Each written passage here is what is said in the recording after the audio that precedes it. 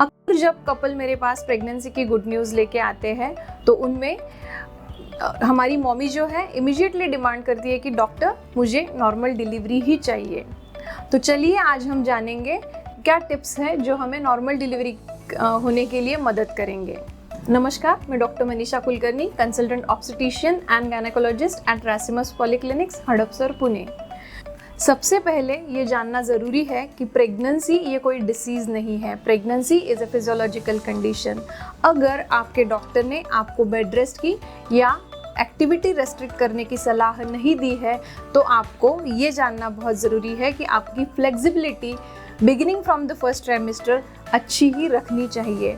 जैसे कि आपके फर्स्ट ट्राइमेस्टर में आप वॉक कर सकते हो, आप स्ट्रेचिंग कर सकते हो और आप फिजियोथेरेपिस्ट से जो प्रीनेटल योगा में या प्रीनेटल एक्सरसाइजेस में ट्रेन है उससे एडवाइस लेके एक्सरसाइजेस कर सकते हो। बहुत इजी है कि अगर हम फर्स्ट ट्राइमेस्टर से हमारी फ्लेक्सिबिलिटी मेंटेन करते हैं तो जब हमारे बेबी का साइज़ बढ़ेगा, जब हमारा बेबी बम्प बढ़ेगा तो हमें एक्टिविटी करने में दिक्कत नहीं होगी। मैं मेरे पेशेंट्स को हमेशा बोलती हूँ कि आप ज़मीन पे बैठो। उसके कारण क्या होगा कि आपकी पेल्विक फ्लोर मसल स्ट्रेंथनिंग जो है वो हमेशा से रहेगी।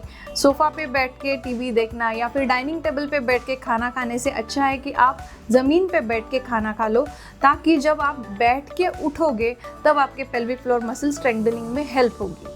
तो फर्स्ट ट्राइमेस्टर में आपको ये हो सकता है कि अगर आप डेडिकेटेड एक्सरसाइजेस ना भी करो, लेकिन आप जो पहले से प्री प्रेग्नेंट स्टेट में कर रहे हो उसको कंटिन्यू करो। कोई हेवी एक्सरसाइज फर्स्ट ट्राइमेस्टर में नहीं करनी है, लेकिन जब आप डे टू डे रूटीन वाली थिंग्स कर रहे हो, जैसे कि खाना खा रहे हो या फिर कुछ काम कर रहे हो लैपटॉप पे बैठ के, तो वो नीचे बैठ के या फिर फ्लोर पे बैठ के करो। और उसके साथ ही अगर आप इंडियन टॉयलेट्स यूज़ कर सकते हो तो उसकी वजह से भी आपके पेल्विक फ्लोर मसल स्ट्रेंथनिंग अच्छी होगी और आपको बाद में आपके बेबी का जो हेड है वो पेल्विस में सिंक होने के लिए मदद होगी। थर्ड ट्राइमेस्टर ऑनवर्ड्स हम कुछ एक्सरसाइजेस एडवाइस करते हैं जिसमें होता है डक वॉक, यानी कि आपको 2 पैरों पे बैठ के चलना है। अगर ये इजी बनाना है तो आप आपके घर में 2 पैरों पे बैठ के झाड़ू लगा सकते हो या फिर पोछा लगा सकते हो। और उसके साथ ही हम एडवाइस करते हैं बटरफ्लाई एक्सरसाइजेस। और उसी के साथ आपको ये भी बहुत ध्यान में रखना है कि आप अगर ब्रीदिंग एक्सरसाइजेस करते हो starting from the first trimester of pregnancy, तो आपको लेबर में या फिर सेकेंड स्टेज ऑफ लेबर में होने वाला जो पेन है उसको कंट्रोल करने के लिए ये बहुत ज़रूरी हो जाएगा और ये बहुत हेल्पफुल भी रहेगा। उसके साथ ही आपको आपके फिजियोथेरेपिस्ट या फिर आपके डॉक्टर एडवाइस कर सकते हैं हिप ओपनिंग एक्सरसाइजेस में।